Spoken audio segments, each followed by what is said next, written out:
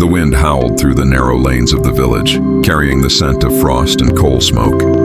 A boy named Edwin Harlan stood by the crumbling wall of the old mill, his hands raw and blue beneath torn gloves. His eyes, a pale gray like winter sky, watched the carriages roll past, wheels hissing on the wet cobblestones. He had just turned 17, though his frame was slight enough to be mistaken for a child's. Hunger made his limbs tremble more than cold ever could. Move along. "Lad!" A man's voice barked behind him. The mill foreman, his face half shadowed by his scarf. "You've no work here today. The machines rest, and so do those who feed them." Edwin didn't answer. He turned instead to the river that ran dark beside the factory, carrying ashes and secrets downstream. His father had once worked there until the boiler exploded and took him with it. His mother, left with debts and 2 children, had withered like a flower in frost.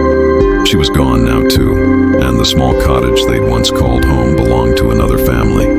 He had nothing and no one. Only a heart that refused to stop hoping. He often wandered to the churchyard at dusk, where the priest would light candles and hum an old hymn about the mercy of God. "A thankful heart sees heaven," the priest had once told him, handing him a crust of bread.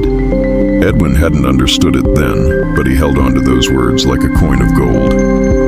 That night, snow began to fall, silent, endless, soft as grace.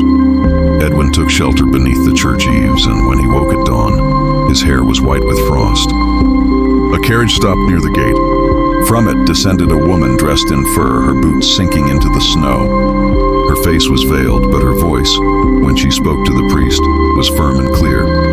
"I need someone to clean the hearths at the manor," she said. "A boy who can be trusted not to steal." The priest looked toward Edwin. "He will do." And just like that, his life changed, not in thunder, but in silence. The manor was a world apart from his village, tall windows glowing with candlelight, walls lined with portraits whose eyes seemed to follow him. The air smelled of oak polish, tea leaves, and something else, old sorrow. The lady of the house, Mrs. Ashbourne, rarely spoke beyond simple commands. Her husband had died years before, leaving her with an only daughter, Clara, whose laughter seemed too bright for the somber halls. Edwin cleaned floors, carried coal, fetched water. He was invisible, until one evening, when the fire in the sitting room burned too low, and Clara entered barefoot, shivering slightly beneath her shawl. "You there," she said softly. "Why do you never look up?" He froze, the poker in his hand trembling. "I wasn't told to, miss." "Well," she said, "I'm telling you now." He lifted his gaze. Her eyes were blue but not cold, the kind of blue that made him forget he was poor, dirty, and small. "Do you ever dream, Edwin?" she asked. "I used to, miss." Then life came, her lips curved faintly. Perhaps life is only a test for those who dream too much. From that night, something fragile began. Not love, not yet, but the recognition of another soul in the dark. Clara would leave books on the kitchen table where he scrubbed the floors. Pilgrim's Progress, Jane Eyre, The Wealth of Nations. He couldn't read well, but he traced the letters with reverence as though they held a secret only patience could reveal. Months turned into years. He grew taller, his shoulders broadening from work. The servants began to respect him, quiet, steady, never one to gossip. Mrs. Ashbourne trusted him enough to send him to town with errands. He began saving coins, odd pennies from long days, until he had enough to buy a used book of arithmetic. "I'll make something of myself," he whispered one night, staring at the faint reflection of his candle flame. "I'll never let them say I was born for nothing." But fate does not smile without testing first. One bitter evening, word spread through the manor that Mrs. Ashbourne was gravely ill. Clara, pale with worry, ran through the halls, her hair unbound. Edwin found her kneeling by her mother's bed, clutching her hand. "She won't last the night," the doctor murmured. Mrs. Ashbourne's eyes fluttered open. "Clara," she whispered, "you must marry Lord Pembroke." "It is the only way to keep the estate," Clara wept silently. "Mother, I cannot." "You must." Edwin stood in the doorway, unseen. His heart ached, not for his place, which he knew was lowly, but for the sight of Clara's grief, bound by duty. The funeral came with endless gray clouds.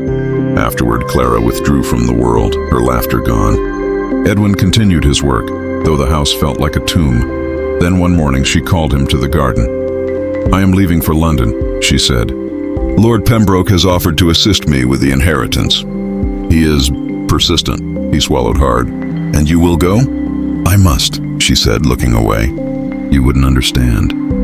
"I understand more than you think," he whispered. She turned then, eyes shimmering. "You have a heart too kind for this world. Edwin, promise me you'll never let it die." And before he could answer, she was gone. He worked alone for months after her departure, until one day a letter arrived bearing the seal of the Ashbourne estate. Inside was a note in her hand. "Do not forget who you are becoming. Greatness begins with gratitude." Those words changed the course of his life. He left the manor, walked miles to the nearest town, and found work at a small iron foundry. He slept in a loft above the workshop, learned to repair machines, studied by candlelight, and saved every shilling. His hands became calloused, his eyes fierce with purpose. He began to invent small improvements to the tools, gears that turned smoother, levers that saved strength. And the foreman noticed. "You've got a head for more than soot and smoke, lad," he said. "Ever thought of starting your own shop?" Edwin smiled faintly. "Not yet." But one day, years passed. London grew louder, richer, hungrier. Edwin Harland arrived there with a worn coat and a box of tools. He rented a corner in a warehouse and began repairing engines for the railway. Slowly, word spread of his skill. He hired one assistant, then two. Within 5 years, his machines powered half the city's mills. But success never silenced memory. On quiet nights, he'd walk by St. Martin's Church, where he'd once slept beneath the eaves, and whisper a prayer of thanks. "A thankful heart sees heaven," he would say. One winter evening, as snow fell like powdered glass, a carriage stopped outside his workshop. A woman stepped down, veiled, graceful, her voice trembling when she spoke his name. "Edwin." He turned, and time folded upon itself.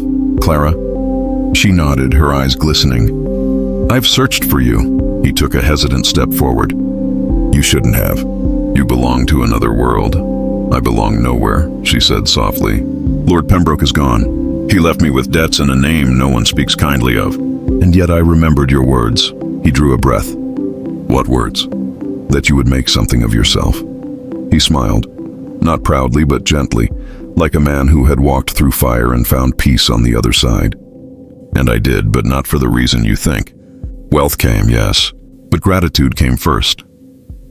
She looked around at his workshop, machines gleaming under gaslight, men working with quiet respect. "You built all this?" "With my own hands, and with God's mercy." There was silence, broken only by the sound of snow against glass.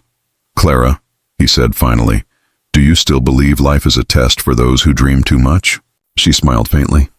"I believe it is a reward for those who never stop hoping." He stepped closer. The years between them seemed to dissolve, like frost in sunlight.